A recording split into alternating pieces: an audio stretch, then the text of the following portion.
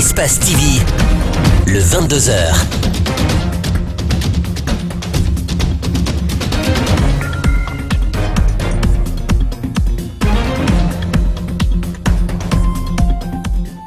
Merci à toutes et à tous d'être fidèles à Espace TV. Mesdames et messieurs, bienvenue. Malgré toutes les menaces, le syndicat libre des enseignants et chercheurs de Guinée, dirigé par le syndicaliste Sissavane, a tenu son congrès ce mercredi à Conakry. Aboubacar Souman, secrétaire général de l'autre branche du SLEG, entend ne pas se laisser faire. Une grève pourrait de nouveau paralyser le système éducatif la semaine prochaine. Et puis ce bras de fer entre ces deux fractions du SLEG propage un climat anxiogène dans les écoles. La peur d'une année blanche se lit sur toutes les lèvres. Nos équipes de reportage ont fait un tour dans quelques écoles de la capitale. Et puis en fin de journal, nous parlerons de l'inhumation digne et humanisée d'El Hadj Abdraman Diallo, communément appelé El Hadj Doura, dans son village natal à Dalaba le week-end dernier.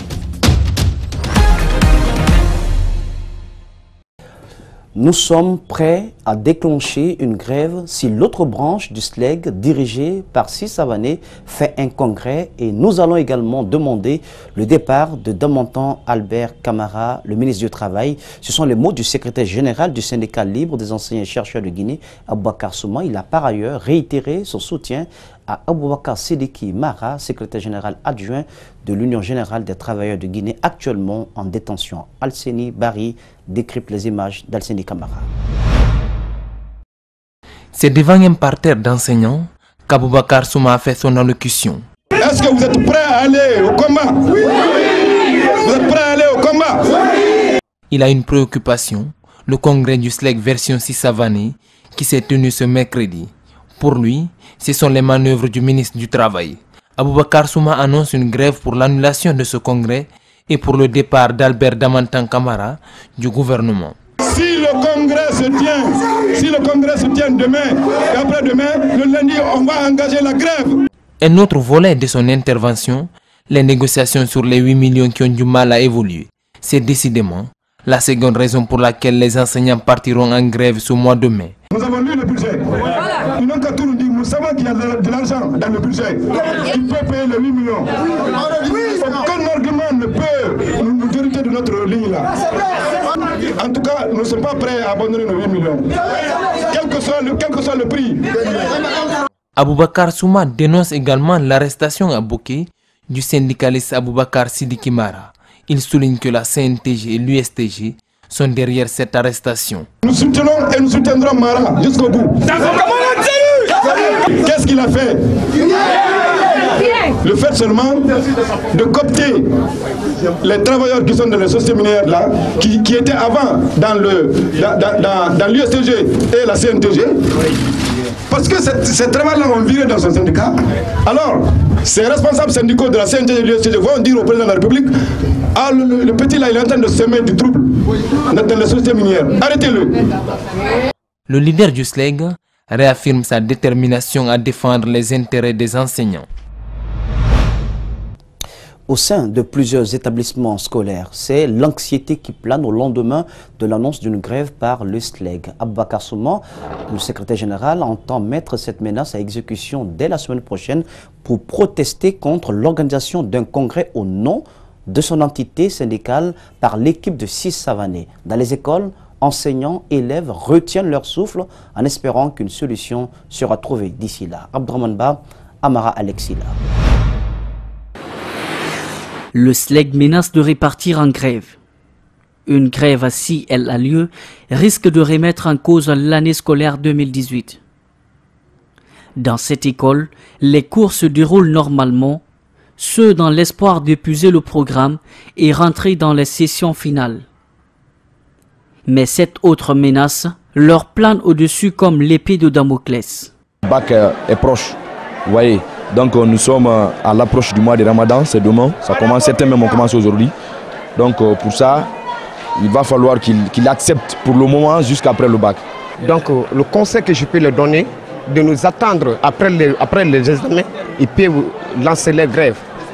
Si les élèves affichent une réelle préoccupation à cette situation, le responsable ne semble s'en soucier, mais trouve cette attitude du SLEG exagérée. Les travailleurs ont le salaire qui est déjà augmenté à tous les niveaux et les paysans qui sont là-bas, L'autre qui est de l'autre côté aussi ont besoin d'autres choses. Si les infrastructures sont réalisées, ça c'est pour le bien-être de tout le pays. Donc il ne faut pas qu'on mette devant un intérêt personnel au-dessus d'un intérêt général. Donc je demanderai à ces gens de mettre la balle à terre, de laisser les gens travailler, de laisser les enseignants faire la formation de ces jeunes pour que eux, un jour, puissent nous remplacer valablement. Aujourd'hui, c'est tous les Guinéens qui sont en suspense après cette nouvelle menace de grève annoncée par Aboubacar Souma. Le camp de Sissavané organise un nouveau congrès. Ce congrès de toutes les contradictions risque de plonger le système éducatif guinéen dans un lendemain incertain. Malgré toutes les menaces, le 6e congrès national ordinaire du SLEG version 6 Savané s'est ouvert ce mercredi à Conakry, placé sous le thème syndicat et les défis de la démocratie. Sur 52 personnes conviées, 45 ont répondu présent. Le camp d'Aboubacar Souma accuse le ministre du Travail de soutenir délibérément le camp de 6 Savané. Albert Damantan Camara, quant à lui, refute ces accusations. Mamadou Kalisso, Aboubacar Din Camara. Selon les organisateurs, toutes les sections syndicales du SLEG participent à ce congrès. Sur 52 membres conviés, 45 ont répondu présents. Dans leur intervention, les congressistes ont présenté le bilan du SLEG de 2012 à nos jours. Ils ont également annoncé des perspectives. Sissavané et compagnons n'ont pas manqué d'envoyer des flèches au camp de Souma. Le SLEG n'est pas un jeu d'enfant où n'importe qui, n'importe comment peut s'approprier la paternité de l'organisation sans tenir compte des textes juridiques qui régissent son fonctionnement.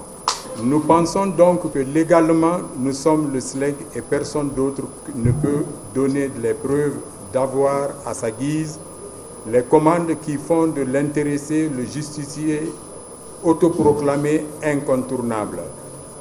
Ce congrès sera clôturé ce jeudi par l'élection d'un nouveau bureau. Dans une sortie médiatique, Aboubacar Souma a accusé le ministre du Travail de soutenir ses adversaires. Albert Damantang demande et parle d'un problème de leadership. Si c'est parce qu'il m'a demandé d'interdire l'organisation du congrès du SLEG qui doit se tenir aujourd'hui, si c'est à partir de ça qu'il pense que je le soutiens ou que je soutiens un autre mouvement, je crois que c'est une méconnaissance parfaite.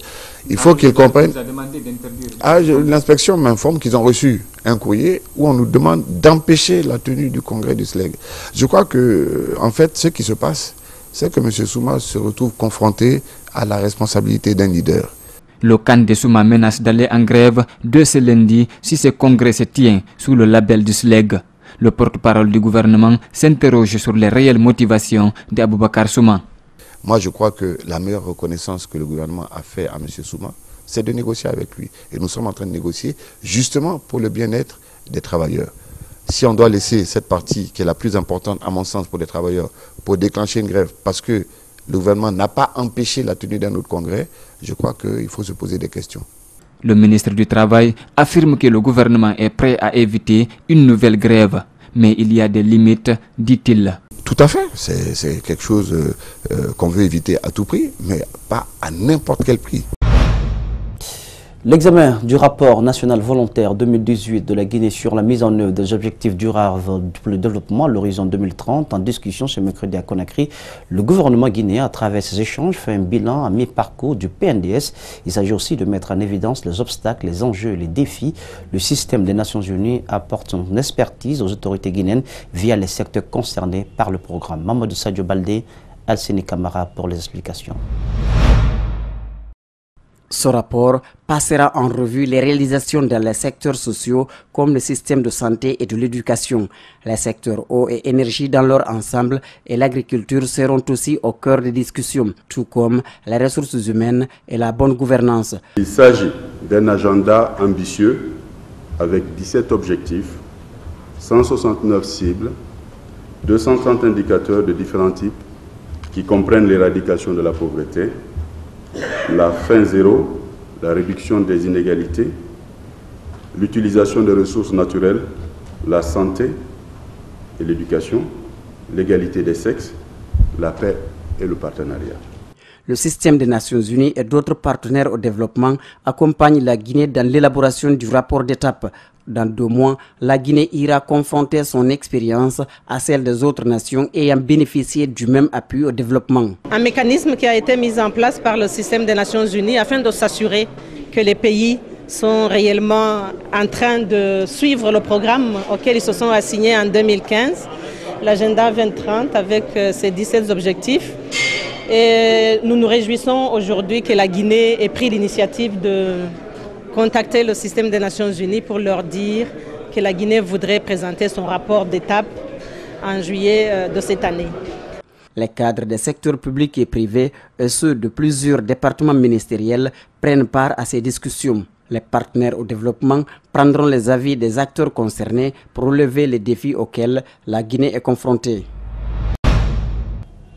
Restons avec le gouvernement guinéen qui vient également d'annoncer la mise en circulation de bus pour assurer le transport en commun dans la capitale guinéenne, un fruit de la coopération guinéo-turque que le ministère des Transports a bien voulu annoncer devant les députés à l'Assemblée nationale. Et ce mercredi, nous avons fait réagir quelques députés à ce sujet. Plus de précisions dans ce reportage signé Makiso Alioba. Tous sont unanimes que le pays en a besoin pour subvenir au manque criard de véhicules pour les populations en matière de transport en commun. Même si ces bus, il convient de le signaler, sont assez âgés pour être mis en circulation dans un réseau routier aussi vétuste. Ce que l'on peut dire au départ, c'est que comme on est en Guinée, on n'a rien. Alors on nous dit, il y a des bus qui arrivent. Ces bus, on les a vus dès leur arrivée. Vous savez qu'il y en a qui n'avaient pas de roues, il y en a qui étaient sous cale, et on a vu que c'était vraiment des vieux bus. Et comme la Guinée a toujours été un dépotoir, vous savez, vous voyez le nombre de véhicules d'occasion qui entrent à Conakry aujourd'hui, vous voyez de tout. Le manque de structures capables de mener à bien la gestion de transport en commun en Guinée fait défaut, indique le député des Républicains à l'Assemblée nationale. J'ai surtout parlé des bus sortis d'usine. Pour que nous puissions les avoir, il faudrait quand même désengorger Conakry en matière de voies. Et le problème se pose, et c'est pourquoi d'ailleurs toutes les structures, selon ma réflexion, toutes les structures qui se sont installées, que ce soit Sogetrag, que ce soit Sotragui, se sont cassées la gueule. Pour la simple et bonne raison, il y a un problème de circulation à Conakry et donc il y a souvent des bouchons, donc il n'y a pas beaucoup de voies et c'est là c'est beaucoup de carburant qu'on consomme et c'est l'usure des véhicules et cela n'amène pas les sociétés à se sortir d'affaires. À cette dernière annonce, plusieurs autres projets avaient fait l'objet de présentation à l'Assemblée nationale et leur réalisation serait en cours, notamment une industrie de montage de véhicules en Guinée. Et pendant ce temps, la Direction nationale de la sécurité routière était en réunion ce mercredi pour prendre des mesures adéquates afin de rendre la circulation routière fluide pendant ce mois de Ramadan et contribuer à minimiser les accidents. Une réunion qui a connu quasiment la présence de tous les agents de la police routière. Explication d'Ibril Ba, Ibrahim Assomo. La réunion a porté essentiellement sur le mécanisme de gestion des poids lourds au port autonome de Conakry. Les sorties et les entrées des camions et des citernes doivent faire l'objet d'un minutieux contrôle, avertit Babacar Sarr avant l'élaboration d'un mémorandum. Sur les camions de l'APT, du citerne du port et les camions du port, le directeur national de la sécurité routière a annoncé les mesures phares. C'est la circulation en sens contraire de tout véhicule. L'interdiction de circuler dans les véhicules sans numéro. Les usagers qui utilisent le double et triple fil dans la circulation. Le non-port de casque. Le port autonome de Conakry a été représenté pendant la concertation. Les concernés promettent de s'adapter aux propositions de la Direction nationale de la sécurité routière. En Guinée, il n'y a pas eu de problème si on sanctionne. Mais dès qu'on se laisse faire, il y aura toujours des sérieux problèmes. Mais dès qu'on a commencé à sanctionner, et au jour d'aujourd'hui, le stationnement dans l'ancienne portuaire, surtout du côté des camions export, ça a cessé. Le laxisme devenu monnaie courante, Hamid Babakar Sarr invite les uns et les autres à faire preuve de patriotisme. Ce message est aussi perçu par la Fédération syndicale professionnelle nationale de transport et de la mécanique générale. Même 1000 moins 1, c'est trop. Donc nous ne voulons pas qu'il y ait victimes de circulation, que ce soit moyen ou grave. Nous ne voulons pas qu'il y ait la victime de la circulation. Nous voudrions toujours que tout le monde circule dans la paix et la sécurité. Les cas d'accidents sont nombreux ces derniers temps. Toute la population est meurtrie par le comportement des usagers et des policiers qui manquent de tact pour réduire les risques. Sur un tout autre plan, les marieuses du débarcadère Petit Bateau à Calomont ont actuellement de la peine à mener leur activité. L'espace qu'elles occupaient pour vendre les poissons pêchés vient d'être privatisé par manque de place. Certaines d'entre elles n'hésitent pas à prendre le risque de s'installer le long des rails en dépit de tout ce qu'elles encourent. Malik Sangana Kamara, Abdoulaye Kamara. Le port artisanal Petit Bateau de Conakry, un débarcadère qui ravitaille aussi la capitale en poissons. Plusieurs personnes exercent des activités diverses dans ce port. Pêcheurs, fumeuses de poissons, transporteurs, confectionneurs de filets, tous à la recherche du pain quotidien. Déplacés par les autorités sur ce domaine en construction, les marieuses de ce port se trouvent de nos jours sur un espace restreint, difficile à la pratique de leurs activités. On n'a pas de lieu de stockage de poissons ni de stationnement des véhicules. En un mot, nous n'avons même pas de place du tout. En fin 2006, ils nous ont fait lever là-bas pour construire cette clôture. Fin 2006-2007. Le cadre environnemental et hygiénique dans lequel les échanges se passent est peu reluisant. En manque de place, certaines femmes de ce port sont installées aux alentours de cette clôture qui appartiendrait à un Libanais. Les menaces de déguerpissement de la part du gouvernorat sont fréquentes selon elle. Tous les jours, nous recevons des menaces du gouvernorat de quitter derrière cette clôture. Pourtant, les hangars qu'ils nous ont promis ne sont pas finis. Dans ces habitations de fortune construites auprès des rails, d'autres fumeuses de poissons mènent leurs activités. Elles étalent leurs marchandises entre les rails. Le danger est imminent avec le passage du train. Nous interpellons le président de la République à nous faire face. Seul, lui pourra nous aider. La voie routière est également occupée par ces femmes. Elles s'insurgent contre les privilèges aux investissements étrangers par les autorités du pays, alors qu'elles sont guinéennes. La structure Yokam, organisatrice du festival de grillades, vient de décerner différents prix aux lauréats des concours organisés lors de la 3e édition de l'événement qui s'est tenu les 27, 28 et 29 avril dernier sur l'esplanade du Palais du Peuple. Un événement qui a réuni plusieurs grilleurs venus de différentes contrées et qui a offert des spectacles et animations à plus de 11 248 festivaliers. Le compte-rendu est signé Alpha Roman Baldé, Ibrahima Sori Kamara. Le festival panafricain des grillades est une occasion de donner plus de visibilité à l'art culinaire africain, raison pour laquelle les organisateurs ont initié un concours pour choisir la meilleure cuisine au cours de chaque événement à travers la présentation, la saveur et le goût. Le résolu de cette 3e édition bénéficie de certains avantages. Elle va participer à tous nos événements gratuitement cette année, mais elle a aussi droit à un billet d'avion, logement, tout compris à Kinshasa, pour aller à Kinshasa représenter la Guinée à la prochaine édition du festival. Et ce n'est pas tout. À cela s'ajoute le montant de 5 millions offert par le traiteur Baïssa, grand jury du concours, et d'un certain nombre de privilèges offerts par les partenaires. L'immense brasserie a décidé à cette 3e édition de donner des articles d'une valeur de 30 millions à la gagnante. Et ces articles sont composés de produits finis, de marque 33 Export, mais également de frigos, de tables et tout ce qui est article de bar, plus des animations qu'on va tenir dans son point de vente durant toute l'année. Nous la donnons une consommation au moins d'1 an en termes de bouillon, magie, pour la maintenir dans le cadre de la qualité, mais aussi nous allons être là en termes de visibilité pour l'accompagner sur tout ce qui est des ustensiles qu'elle utilise dans son restaurant.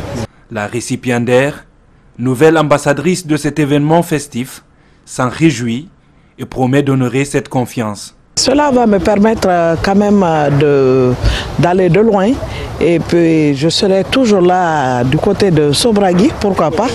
Je consomme guinéen et Magui également, que j'ai toujours consommé même avant, bien avant que je ne sois lauréate du concours panafricain des grillades. Pour la prochaine édition, les organisateurs, heureux de l'engouement que suscite cette rencontre annuelle, promettent d'apporter plus de saveur à l'événement pour le plaisir des milliers de festivaliers gourmets.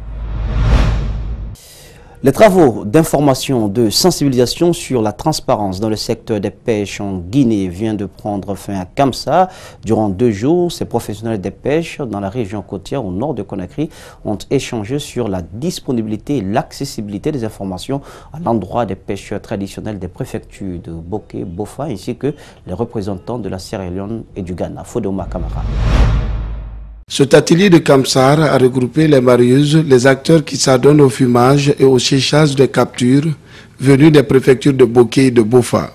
C'est un appui du partenariat régional pour la conservation de la zone côtière et de l'Union internationale pour la conservation de la nature, au profit de tous. C'est une initiative qui n'est pas sous-régionale, elle est internationale, mais c'est vrai qu'il y a un certain leadership dans la sous-région, avec la Mauritanie qui est déjà très avancée dans les processus d'adhésion et la Guinée qui est aussi en très bonne voie. Donc nous espérons qu'à l'issue de cet atelier, les progrès se fassent encore plus sentir et que la Guinée passe aux prochaines étapes pour mettre en œuvre l'initiative. En 2015, la première édition s'était tenue à Conakry. Elle a permis au cadre du ministère de la Pêche et de l'Aquaculture de discuter avec les acteurs de la région côtière sur la transparence dans le secteur de la pêche maritime en Guinée. Le résultat attendu, que les gens puissent informer, passer l'information et sensibiliser surtout, afin qu'il soit maintenu une pêche responsable et que les pêcheurs sachent ce qui les attend en cas où ils ne gèrent pas très bien cette pêche. Dans les débats, les problématiques sur les enjeux de la transparence dans la gestion des pêches, son impact à la croissance économique et la mobilisation des ressources halieutiques à moyen et à long terme ont été discutés par les participants. Évidemment, je suis très heureux, très ému parce que cette conférence-là, effectivement, ça me donne beaucoup à réfléchir. Et mieux, je suis content à plus d'un titre. Parce que, au sortir de cet atelier, je saurai désormais comment m'y prendre avec maintenant mes amis au port. Et rien, sans ça, rien ne peut marcher en principe. Parce que c'est la transparence, avoir la clarité dans toutes les situations. Cette deuxième édition de l'atelier de sensibilisation et d'information sur les acteurs de pêche en Guinée doit propulser à l'avenir la création d'emplois de développement pour une meilleure régulation des tensions dans le secteur maritime en Guinée. Restons à l'intérieur du pays pour parler de l'Assemblée générale constitutive des représentants de 17 institutions d'enseignement supérieur et de 5 centres de recherche de la Guinée qui a donc pris fin à l'Institut supérieur de technologie de Mamou. Les 52 participants ont mis en place une nouvelle structure syndicale dénommée Syndicat national autonome de l'enseignement supérieur et de la recherche scientifique avec un bureau composé de 25 membres dont 4 femmes. Salibi Lalisso est notre envoyé spécial dans la ville Carrefour.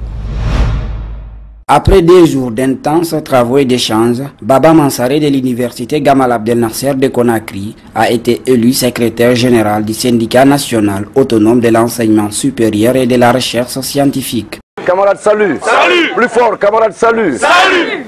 On a travaillé pendant 2 jours, minute après minute, sans difficulté.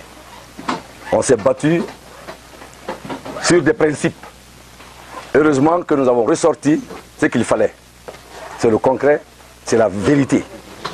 Donc je remercie tout un chacun pour avoir accepté se mettre à la disposition de l'ensemble des institutions et accepter, mettre en place ce bureau. Et je vous promets, au nom de mes collègues, membres du bureau, que la barque sera menée à bon port. Dubitative au départ, Mariam Kamara de l'université d'Enzérékoré s'est en fait réjouie de l'issue de la rencontre. Elle attend désormais les actes du nouveau bureau pour se rassurer davantage. Ça n'avait pas été facile au début, il y a eu des discussions, mais pour finir, on a trouvé un terrain d'entente. Alors, j'en suis sûr et certain, le bureau qui vient d'être mis en place, alors le bureau là va travailler avec honnêteté. Pour cet autre enseignant, la naissance de ce nouveau syndicat au sein de l'enseignement supérieur et de la recherche scientifique n'est pas un fait anodin. Les enjeux de la mise en place de ce syndicat n'étaient pas autres que les enseignants du supérieur puissent prendre en compte leurs propres problèmes et les défendre. Désormais, le syndicat national autonome de l'enseignement supérieur et de la recherche scientifique attend sa reconnaissance officielle pour procéder à l'installation des sections syndicales dans les universités et instituts de recherche du pays. Un petit détour dans la capitale de la Guinée forestière. Nzérékoré a abrité le week-end dernier les Journées nationales du paysan, initiative du chef de l'État à travers le ministère de l'Agriculture pour encourager le monde rural à améliorer sa productivité. Ces journées étaient placées sous le thème « Soutenir les initiatives présidentielles visant à renforcer en tant que diversification horizontale la sécurité alimentaire et nutritionnelle ». Les images de Mohamed Bangoura sont commentées par Idrissa Bari. C'est en 2011 que le chef de l'État a initié de rencontrer le monde paysan guinéen pour la première fois. L'idée est de prendre des engagements mutuels pour le développement du secteur agricole afin d'atteindre l'autosuffisance alimentaire. C'est dans cette optique que Alpha Condé a mobilisé les paysans guinéens dans la capitale de la région forestière pour discuter de la problématique de l'agriculture guinéenne. Une occasion pour le département de l'agriculture de revenir sur les actions phares de l'initiative présidentielle dans le domaine agricole. La culture du café arabica va être relancée sur le plateau central du Fouta Jalon par l'introduction de semences qui sont déjà en pépinière à Tolo et à Timbi Madina. La culture du sésame sera amplifiée à compter de cette campagne. Pendant les 10 jours de cette activité, plus de 500 producteurs des 4 déconcentrés du monde agricole et des projets dans le secteur rural ont été abordés.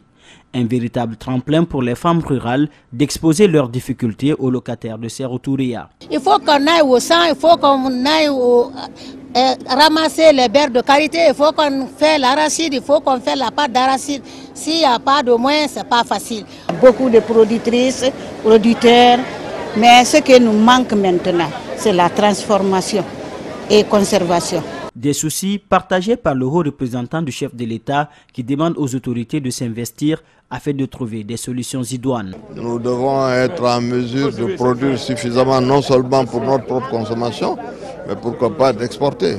Bon, seulement, il y a du travail à faire, il faut continuer. Le chef de l'État qui compte faire de l'autosuffisance alimentaire son ambition mise sur le renforcement des capacités des producteurs guinéens. C'est pour cela que des actions sont entreprises par son gouvernement pour la mécanisation de l'agriculture guinéenne. Donc, mécanisation, cultiver, récolter, transformer. Ça, c'est la mécanisation à grande échelle comme à petite échelle. C'est-à-dire au niveau industriel comme au niveau semi-industriel, au niveau artisanal. Évidemment, quand le paysan produit, il faut qu'il puisse emmagasiner. D'où les magasins. Ensuite, il faut qu'il puisse vendre au marché. Sinon, il ne va pas produire, d'où les pistes rurales. Le chef de l'État a mis à profit cette 4e édition des Journées nationales du paysan en Nzérékoré pour visiter certains champs et inaugurer certaines infrastructures. Après plus d'une année de travaux, plusieurs fidèles musulmans ont pris part récemment à l'inauguration de la mosquée de Mali Missidé dans la préfecture de Mali. Cette cérémonie a connu la présence des autorités religieuses et administratives de la région de l'Abbé. Notre correspondant régional, Sali Bilalisso, y était pour vous. Suivez son compte rendu. Fondée vers 1744, la mosquée du district de Mali-Missidé, située à 7 km de Mali-Centre, est l'une des plus anciennes du Fouta Djallon. Cette mosquée a été fondée 3 mois après la célèbre bataille de Talansang et 1 semaine après la grande mosquée de l'Abbé. Bâtie sur une surface de 300 mètres carrés, elle a été financée en partie par l'Agence des musulmans d'Afrique AMA et par les fils résidents et ressortissants sur un coût global de 312 257 000 francs guinéens. Pour le financement de cette reconstruction, nous avons obtenu un financement pour 100 mètres carrés avec l'Agence des musulmans d'Afrique à hauteur de 135 millions. Et nous, les fils ressortissants et résidents, nous avons mobilisé 177 millions pour aller à 201 mètres carrés. Nous remercions l'Agence des musulmans d'Afrique et toutes les bonnes volontés qui ont contribué à appuyer cette reconstruction. Le manque d'entretien des mosquées pose un sérieux handicap pour leur durabilité. Cependant, les ressortissants de Mali-Missidé ont déjà pris des dispositions. La capacité d'accueil de la mosquée à l'intérieur seulement, c'est 230 personnes. Dans la cour, on ne peut pas estimer parce que la cour, vous avez vu, elle est très grande. On peut construire, mais si on ne suit pas après la construction, c'est nul et non avenu. C'est ce qui arrive à beaucoup de mosquées. Mais nous, Inch'Allah, on a déjà invité la jeunesse. Nous, tant que nous vivons, chaque année, on viendra pour refaire la peinture de cette mosquée. Et tout ce qu'on trouvera comme problème, il sera, Inch'Allah, résolu par la volonté de Dieu. En plus de cette maison de Dieu, l'Agence des musulmans d'Afrique entend très prochainement apporter une assistance financière à la réalisation d'une mosquée pour les femmes et d'une bibliothèque pour le bonheur des citoyens de Mali-Missidé. Après avoir été enfoui en terre dans une petite forêt de la sous-préfecture de Maferia, El Hadj Doura, avec tous les honneurs et de façon plus humanisée, a rejoint dimanche dernier sa dernière demeure à Dalaba, dans son village natal. Ils étaient des milliers de personnes à s'être déplacées dimanche donc, pour prendre part à l'inhumation de cet opérateur économique enlevé par des individus le 5 décembre 2017. Dans son village natal, des prières, des témoignages empreints de reconnaissance à l'endroit du défunt n'ont pas manqué. Mohamed Valek Touré, El Hadj Aliouba. Parents, amis, collaborateurs et opérateurs économiques ont tous effectué le déplacement pour le district de Bindi dans la préfecture de Dalaba. La dépouille d'El Hadj Doura est ainsi accompagnée à sa dernière demeure. Chacun a compris et compatit pour ce que nous avons vécu. Donc, si cela a été possible, si aujourd'hui nous retrouvons le corps d'El Hadj Doura, c'est parce que le président de la République s'est impliqué à 100%. L'opérateur économique a été kidnappé le 5 décembre dernier alors qu'il se rendait à la mosquée pour des prières de l'aube. Depuis, les forces de l'ordre informées de cette situation ont entrepris des recherches afin d'arrêter les assaillants. Les mêmes recherches ont permis de retrouver le corps de la victime. Sa perte laisse un grand vide pour les habitants du district de Bindi. À travers lui, on a eu notre école primaire, là où j'ai étudié, le collège aussi. On a aussi une école franco-arabe qu'il avait construite lui-même. Donc la grande mosquée aussi, c'est lui qui a fait ça pour nous. Il y a aussi beaucoup de ponts qu'il a eu à réaliser. Il a même délocalisé le lieu. Mon papa est décédé, l'objectif c'était quoi? Qu'il était vivant, qu'on le retrouve sain et sauf. Mais malheureusement, ça n'a pas été le cas. Qu'on retrouve son corps, qu'on puisse vraiment l'enterrer dignement dans son village. Ce qu'il fait faire. Hein. El Hadj Doura est un homme de Dieu. Sinon, c'est impensable qu'un corps qui a été enterré depuis, disons, le 19 ou le 20 décembre 2017 soit intact à son exhumation au mois de mai. Ça, c'est un message très fort à l'endroit de tous les humains. El Hadj Doura laisse derrière lui 4 veuves et 29 enfants vivants. L'enquête doit permettre de mettre aux arrêts les complices de ces autres bourreaux, encore en cavale. Il commémore la révélation du Saint-Coran au prophète Mohammed et fait partie des 5 piliers de l'islam. Le Ramadan, mois de pénitence, d'absolution des péchés, démarre donc officiellement en République de Guinée demain jeudi pour l'ensemble des fidèles musulmans qui devront pendant 30 jours s'abstenir de manger et de boire de l'aube jusqu'au coucher du soleil. Bon début donc de Ramadan à tous les fidèles musulmans de Guinée et à ceux du monde où que vous nous suivez. Voilà donc comment prend fin cette édition d'information. Mesdames et messieurs, au cadrage pour vous, Elseni Camara était présent, la régie Lamine Sidibé, le tout sous la supervision technique d'Ali Kabaye de Francis Collier. L'info, c'est aussi, ne l'oubliez pas, sur espace-guinée.info. Bon début de Ramadan à tous les fidèles musulmans de Guinée et à ceux du monde. Passez une agréable soirée sur Espace TV, la télé de notre planète.